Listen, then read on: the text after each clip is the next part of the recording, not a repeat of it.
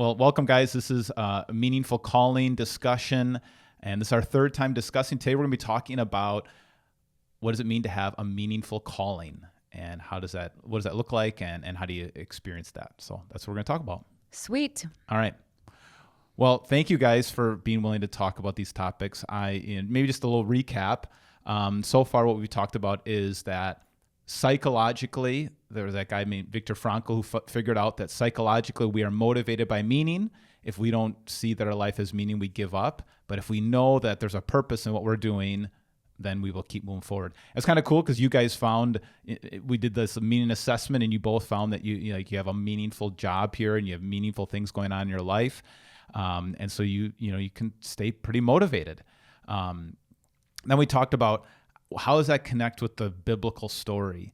And the Bible says that we have an eternally meaningful story, that our lives are headed towards a resurrected life and a resurrected world, and how when we look at our lives in view of the resurrection, we can find meaning in the day-to-day stuff, that what we're doing is not just a moment in time, it's something that will last and something that has eternal value. And so that, our faith gives us meaning. We talked a little bit about like a meaningful identity also, like what does it mean how do you see yourself in view of eternity, and how do you look at yourself? And today I want to talk about calling. We kind of touched on this last time, but I think there's a lot of questions. It doesn't necessarily go away, but especially like in your teen years and high school and college, like what is my calling? Why am I here? And I think you keep on asking that. And that's because, again, we need meaning. We want to know that our lives are going somewhere. And so maybe I'll just introduce some of the ideas and then have you guys respond and what you think. But first of all, the idea like calling, it means that like something outside of you is saying something to you, which is different than Jean-Paul Sartre, the French philosopher, actually born the same year as Viktor Frankl. He believed, he was an existential philosopher, kind of like Viktor Frankl, and he said, we make up our own meaning. So there's no outward calling, there's no God, there's no purpose. So we have to figure out our existence, and we have to make meaning. We have to do something. So there's nothing outside of us calling us. It's all coming from inside of us. And that's different about being a Christian. It's like we believe God calls us. God gives us gifts. God gives us opportunities. And we see this like some really clear calls in the Bible, like Moses being called in the burning bush, and Jeremiah being called when he's a young prophet. And same thing with Isaiah, has this vision of the throne room of God and God calling him.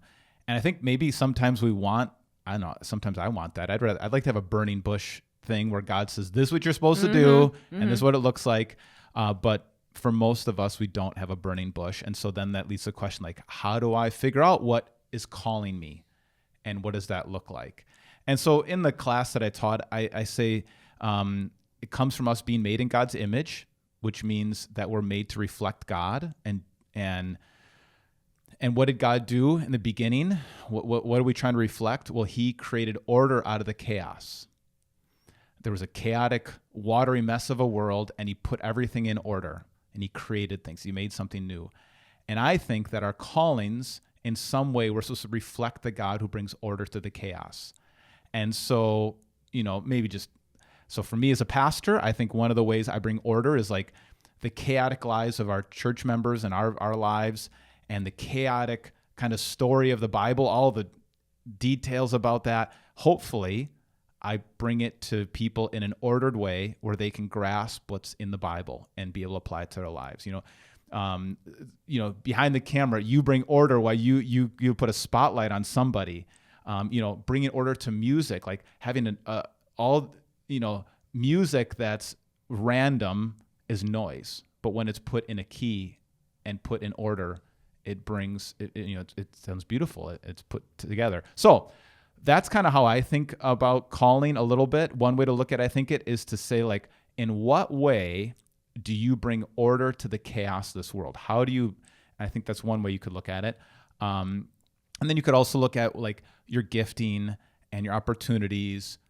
But the reality is that we do have a calling. And it doesn't necessarily, I don't think it necessarily means that that's a specific career always, or that you're locked into something, or it has to be something mysterious.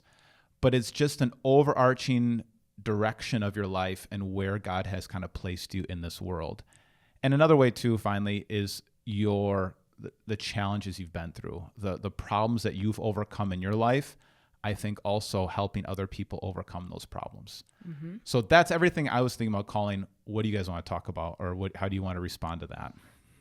Well, so a few things. So I'm really relieved that I believe that God is calling people and it's not up to me. So let's start there. It's a big relief. I think your calling can change, based on your circumstances or, tragedy or whatever. So I think that can change. And I also think it's important to not force things. So use your gifts, use the areas that you're strong in, whether it's public speaking or singing or, hospitality or teaching. Like, don't force things that don't come naturally to you, because I think even though we don't have a burning bush specifically to say this is what you should or shouldn't do, you have gifts and you have things that come easily to you, and you can find a calling in that. So don't force things, because it doesn't make sense. I love that. Think about the burning bush. Like when that happened to Moses, he was 80 years old. And so you wonder too of how much of your life is preparing for a calling, where if you would force something, which Moses does early in that story, he sees two people fighting, and one of them is a fellow Israelite who's getting beat up by an Egyptian, and he kills the Egyptian thinking like, I need to rescue my people. Well, he forced it and caused all sorts of problems. Pastor Bill just preached it on Abraham, and Abraham forced their calling to have children by sleeping with Hagar and having Ishmael. And my wife and I will sometimes say with that idea of force, like, let's not have any Ishmaels here. Like, let's not force this, whatever it is. So I like that idea of, so how do you know you're not forcing it? What do you think? Well, I guess I just think if you enjoy doing something, that's, one thing to enjoy teaching or singing or whatever. And also, are you effective at it? Are you good at it? Yep. If you're not, even if you like it, you can like something and not be good at it. Right. I think they kind of got to go together. Yeah. Liking it and having a gift there. So. And knowing that God is calling you, that God is giving you the gifts. Like, if you don't have the gifts here, you do have the gifts in something else. You have gifts. Everybody has superpowers, just quote unquote. But, so. Right. You got to be honest with yourself. Yeah. What do you think, Matt? Yes.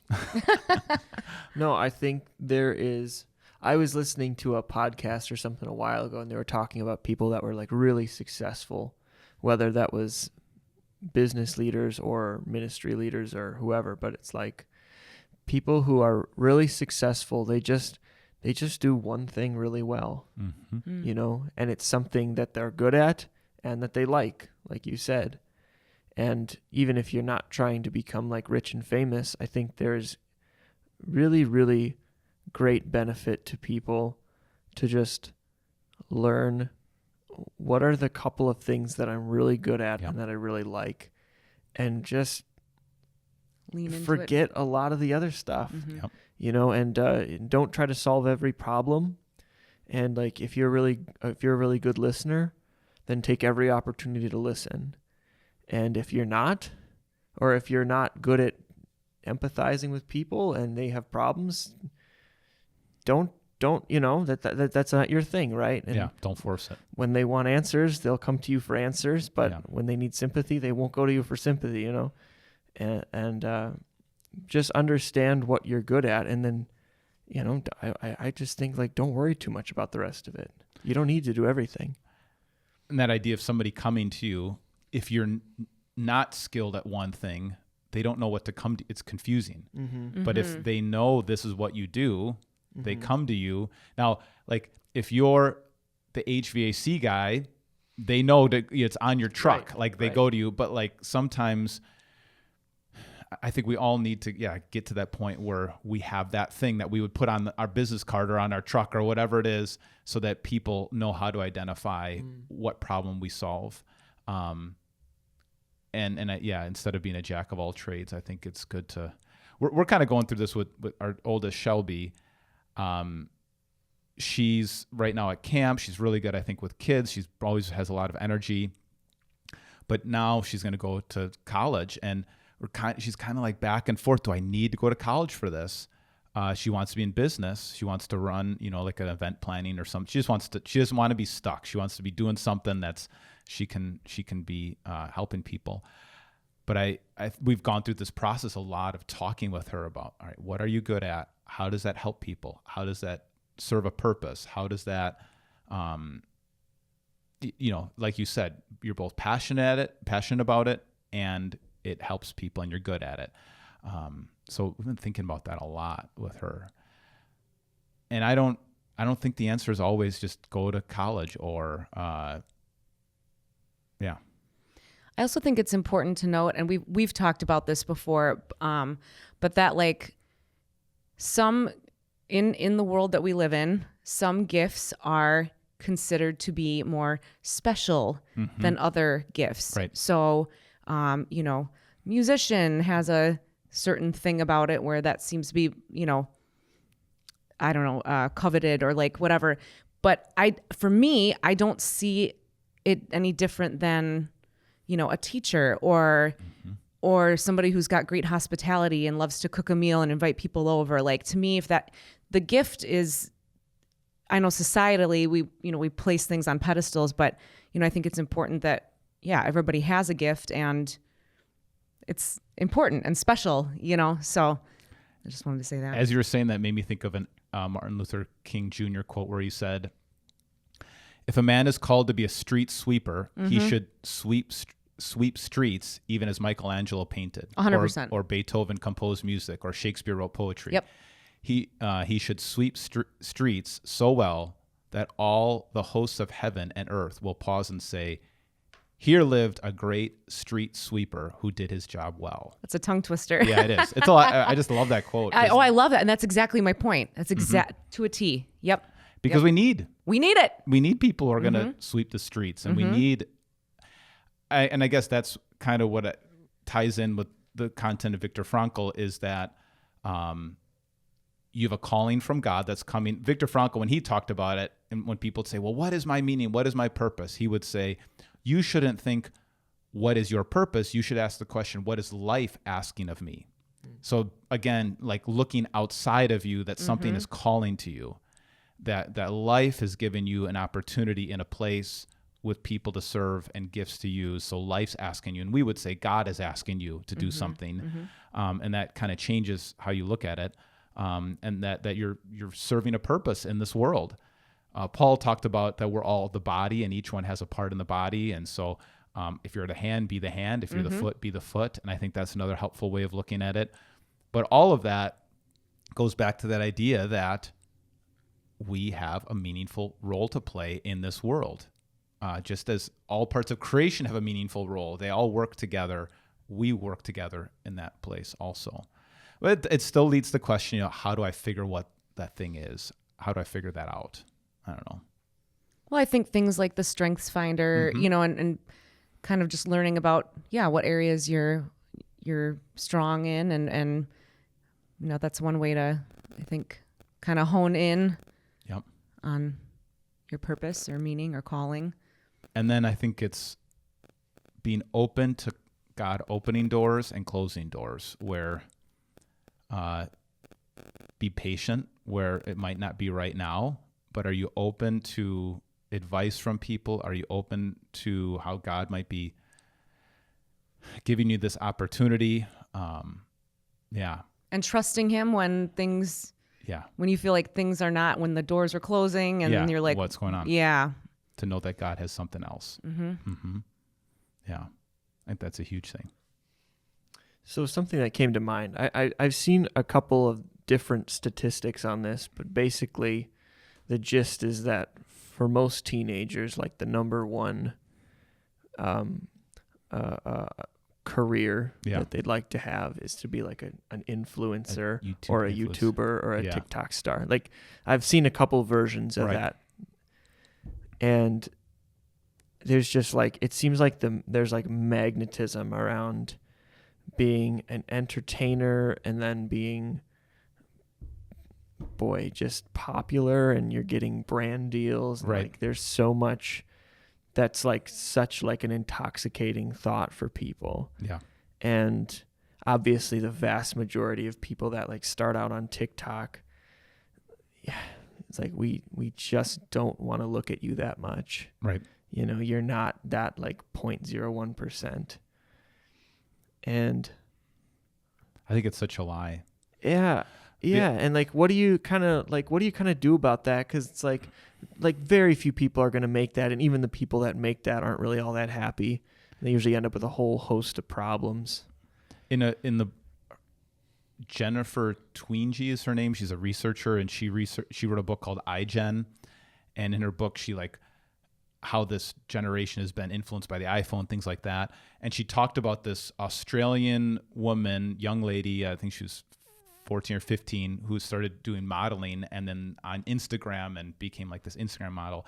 And she would talk honestly about how it took her 4 hours to figure out exact lighting and everything, to sit in a yoga pose, to look zen and peaceful. You know, like it's just fake. It was all fake. And she finally stopped doing it. And she posted about, I can't do this anymore. It's just so it doesn't matter how much money you give me. It's not making me happy. And so I think the question is like, what problem are you solving for people? Well, that's just it. It's all about you. I feel like when you're influencing, are you really helping people? Is that your goal, to like tell them what lip gloss to buy? Or, you know, is that helping people? Or like giving them 20% off on Squarespace, Right. I'd say that's a big help. Big help. Yeah. So I think it's self-centered, I think, to be a YouTuber. Are you really helping people like figure out this video game, or are you just doing it for the clout and the attention and the likes and stuff?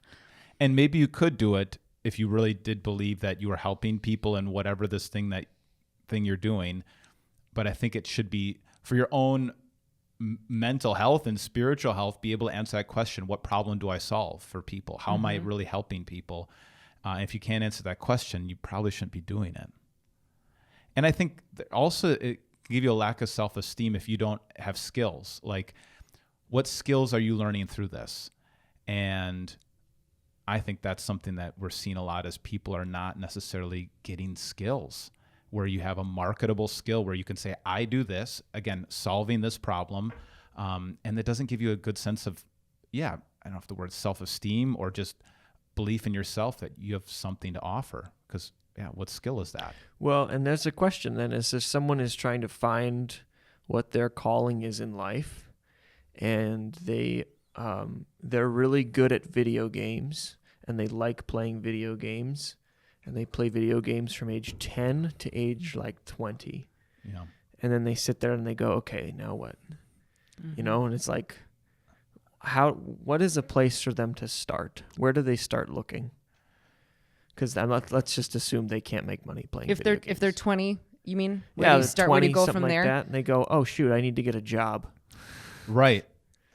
I wonder if it's asking the question, even before you were 10, what did I actually like to do? What are some things I was naturally drawn to? And finding out, like, are there things that you have more skills that have just not been cultivated and thought of, because you have been in the gaming world. And what is it about the gaming world? Was it just an escape, or was there something about it that actually showed something about who you are? But I do think it is, do you believe you actually have something of value to offer people? And can you find what that is and grow to be able to offer something of value?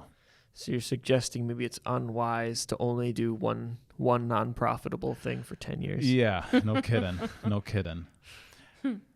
But you see it in kids when they do find something they're good at, and they, it's so funny just being around teenagers, because they don't always want to admit that or talk about that, or, for whatever reason. But when they do find it and you see them from afar, like that they are good at something, they have something to offer, it gives them a sense of, self-esteem, a sense of value for themselves. And we just need they need that. You need to know you have a calling. You need to know that you have a meaningful calling. So, I mean, in the class, I did ask them those questions like, what kind of chaos do you bring into order? And what do you like? Is it material things? Like, do you like to fix things? Do you like to build things where you take these materials and you make something new, or you see something broken and you want to fix it? Or is it art? Like you take these chaotic ideas and you're able to make art, or is it music? Or is it people? Is there something about a chaotic brain or somebody who's not developing, you want to develop them as a teacher? And so I think that's one way to kind of frame it, that what is the disorder in our world?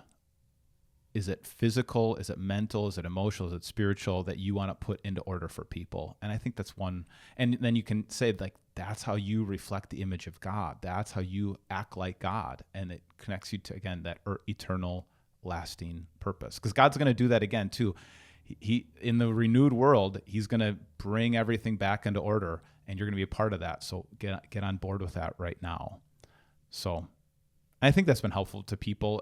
I know we're talking to my wife, like she's like, oh, that, as I was kind of trying to develop this material and thinking about it, I asked her about it, and she's like, oh, that's really helpful. I never thought about that's what I do as a teacher, is that these brains are all disorganized.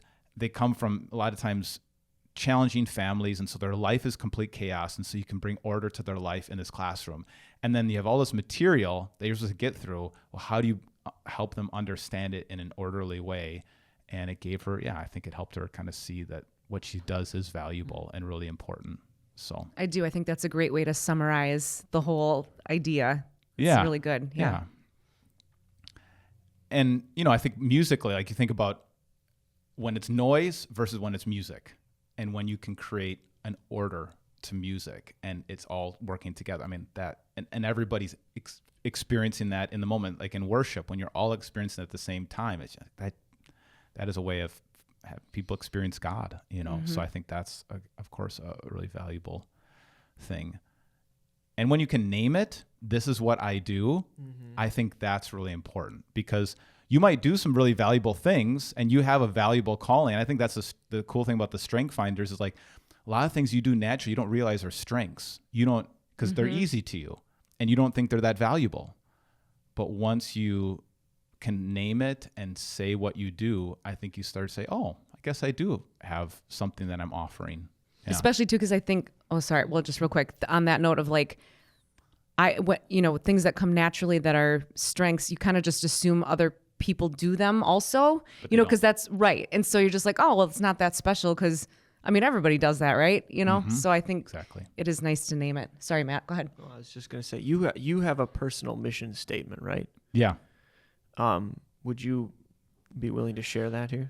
Yeah, well, it's kind of changed over the years, but one of them that I've kind of used for a long time is like, in a world of superficial spirituality, I help people take a deeper walker with Christ. So like helping people go deeper in their faith is a big part of, and then more recently, as I'm kind of working through this, is like help people find lasting meaning in their lives. Yeah. So I think either one of those is what I think about. Yeah. Yeah. I like the idea of like putting it into a pretty succinct like statement. Yeah, I do too.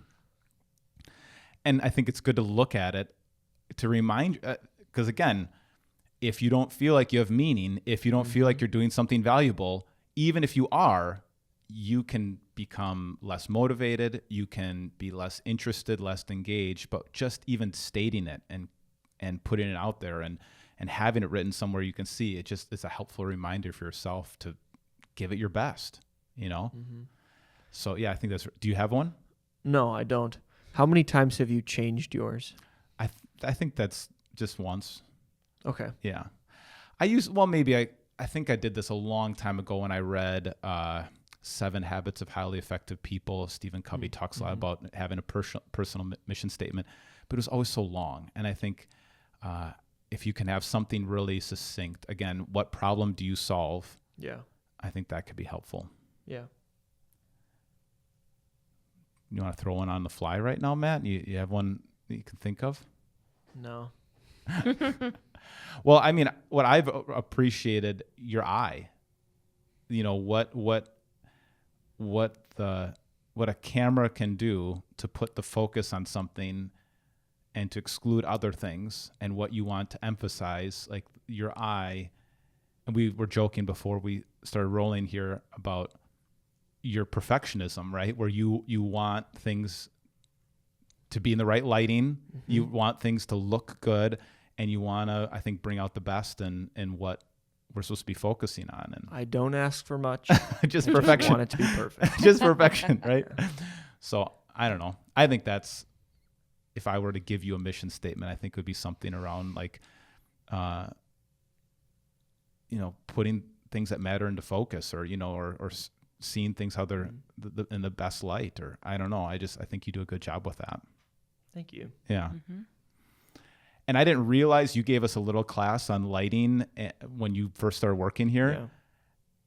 And that was, I still think about that all the time, is like, I notice now backlighting things that when people have a lamp behind them now, I never thought about that before, or that they have lighting on one side of their face. Like, so all these different skills that you don't even think about.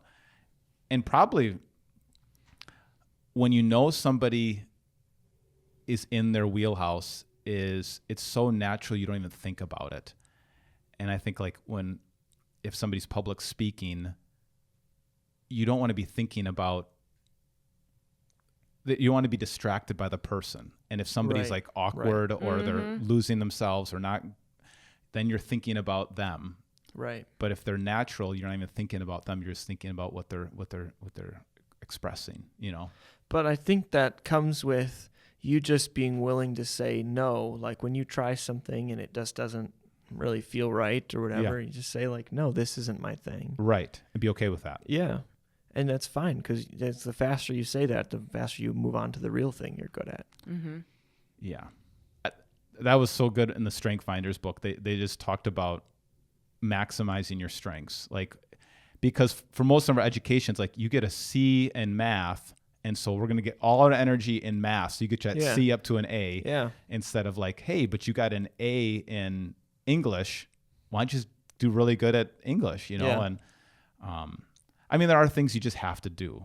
There are things you have to balance your checkbook. Right. You have to do some, whatever. There's things you just have to do, whether you're good at them or not. You have to get your oil change in your car, all these things. So that's the other side. That is really interesting though, because I think the idea behind getting a C is like a C is average. Yeah. Mm-hmm. But everyone I knew was like a C is a punishment. Yeah. Do better. Yeah. Mm-hmm. Right. And yeah, that's what it is. It's like, oh, we got to work hard at these things we're terrible at. We hate. God. You do have to graduate. So yes, right. I know. I mean, it's kind of like, well, but the bare minimum of the way you graduate is you can graduate with a D. I know, which but is like 75%. You want scholarships and you want to be accepted to good schools. Terrible. Right. So terrible. Like my friends, we would have lost hair if we had D's on our report cards. Right. Yeah. And that's not really worth anything now, but just in the moment, it's just this pressure to like work hard at something you hate. Yeah. And then when you get to be an adult, you don't have to do that anymore. It's kind of nice. It is. Just work on the things you like doing. Yeah. But it's hard for us to accept that. And when you get older, can you be okay with saying, all right, these are the things I don't do, or I do minimally and get by, and these are the things that I'm really good at. I'm going to become the best in my class, and you have to unlearn the report card. Right. Mm-hmm. Mm-hmm. And I think that's part of your calling, is to do what.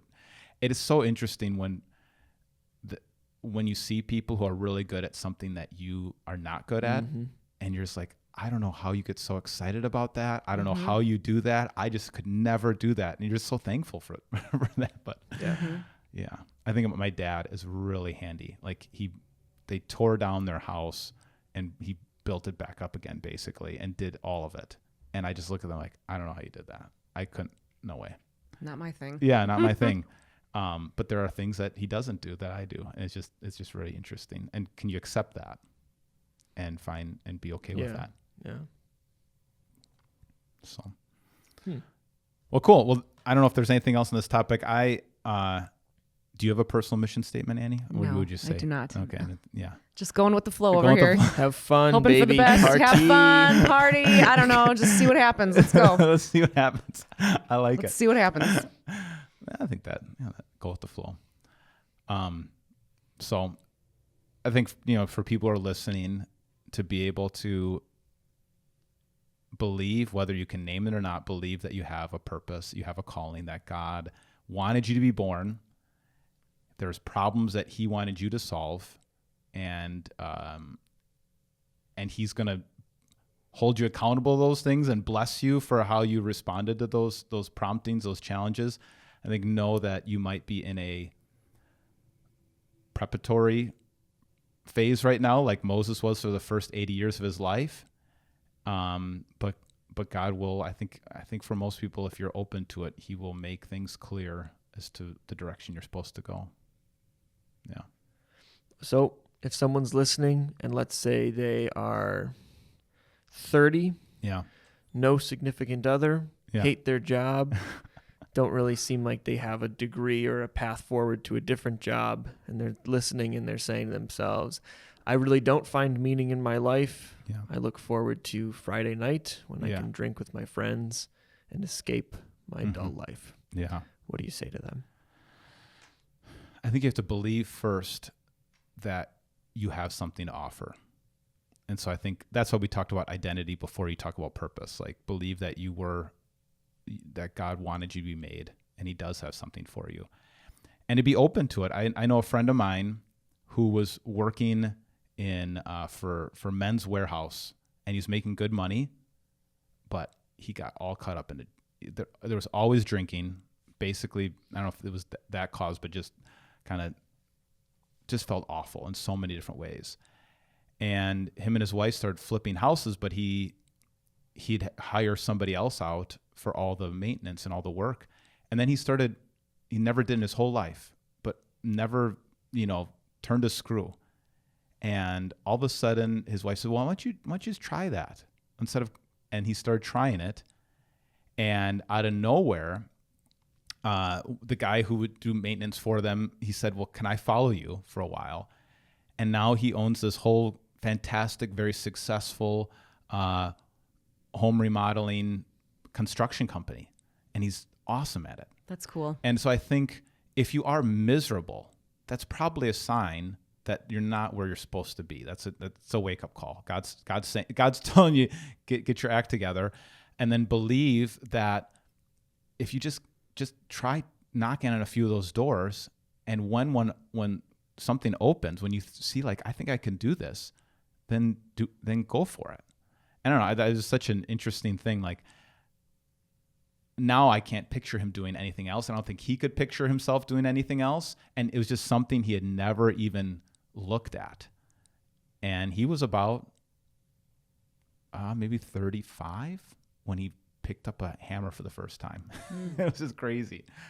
So I think that gives some hope that there is something out there.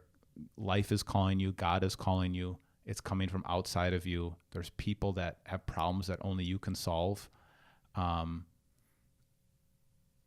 you open to that? Are you open to solving somebody else's problems? Are you open to getting out of your own head and getting out of your own way to solve somebody else's problems? So I don't know. What do you think? Oh, yeah. If you're listening, try that. And then I think what I want to talk about in the future is that, so we've talked about like really big ideas of the story that we're in and our identity and our calling. But Viktor Frankl said, like, you should really find meaning in the moment. And so I want to get like really practical as to how you can find meaning. And then, so he talks about finding meaning in doing a deed, in experiencing God or experiencing art, experiencing something, experiencing a relationship, or how you respond to suffering. So he says those are the things that can be, you can find meaning in the moment, fill up your meaning tank. And he said there was the tragic triad, he would call it, of pain,